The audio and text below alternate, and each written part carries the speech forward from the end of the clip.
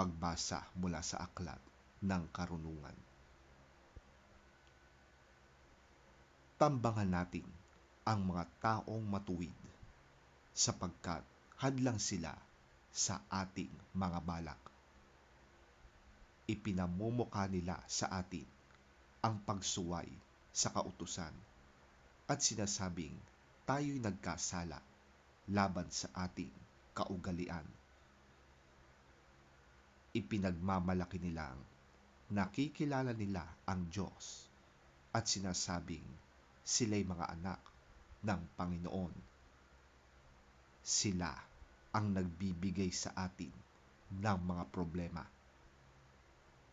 Makita lang natin sila'y balisa na tayo, sapagkat kaiba ang kanilang gawain at pamumuhay.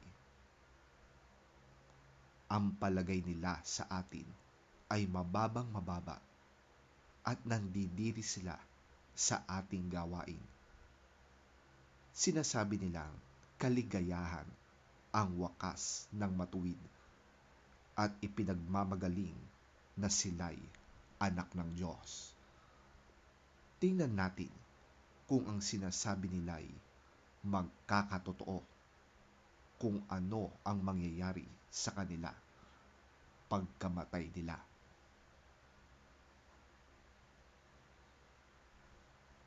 Kung ang mga matuwid ay anak nga ng Diyos, sila ay tutulungan niya at ililigtas sa mga kaaway.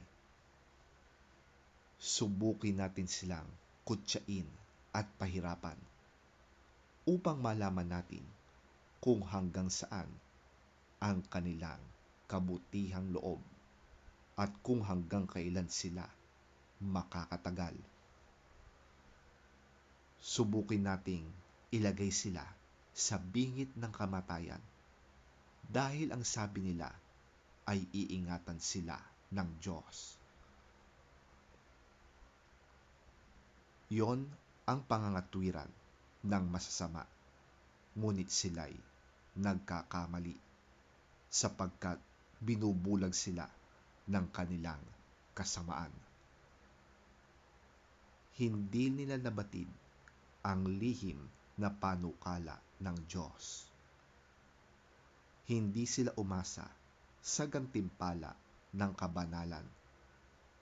Hindi naisip ang magandang wakas ng malinis na pamumuhay.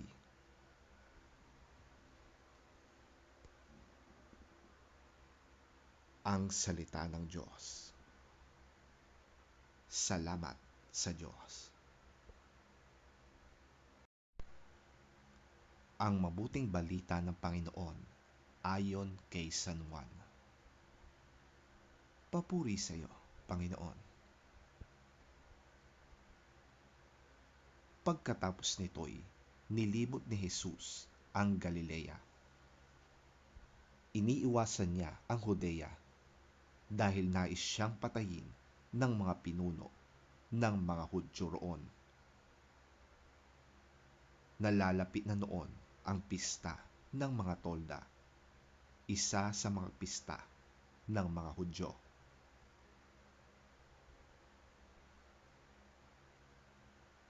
Pagkaalis ng kanyang mga kapatid, si Jesus ay palihim na pumunta rin sa pista.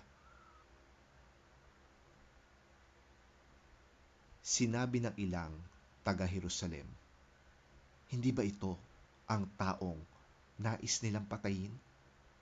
Hayan, lantaran siyang nangangaral. Ngunit wala silang sinasabi laban sa kanya.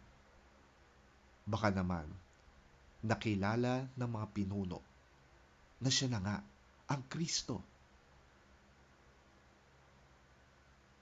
Ngunit pagdating ng Kristo ay walang makakaalam kung saan siya magmumula. Subalit alam natin kung saan nagmula ang taong ito.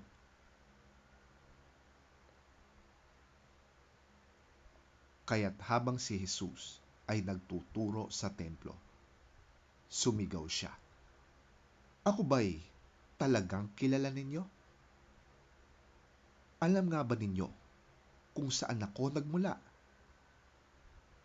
Hindi ako naparito dahil sa aking sariling kagustuhan lamang. Karapat-dapat pagtiwalaan ang nagsugo sa akin. Hindi ninyo siya nakikilala, ngunit nakikilala ko siya sapagkat sa kanya ako nagmula at siya ang nagsugo sa akin. Nais na siyang dakpin ng ilang naroroon, ngunit walang nangahas sapagkat hindi pa dumarating ang tamang panahon.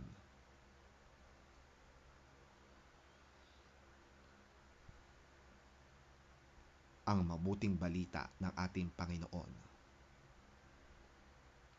Pinupuri ka namin, Panginoong Hesukristo.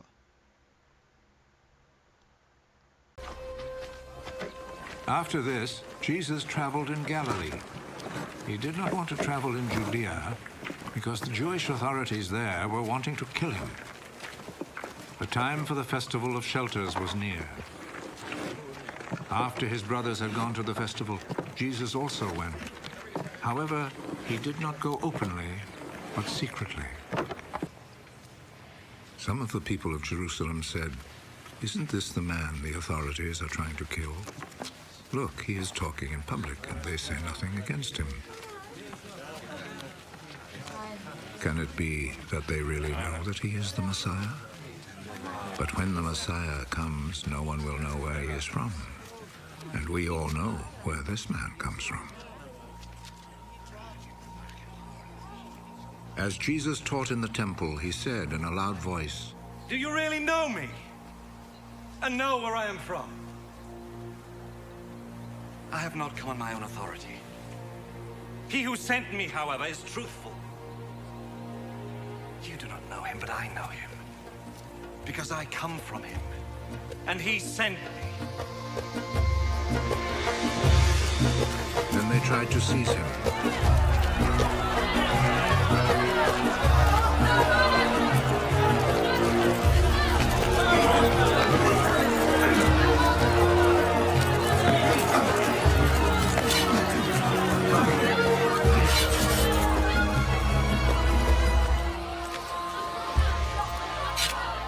But no one laid a hand on him, because his hour had not yet come.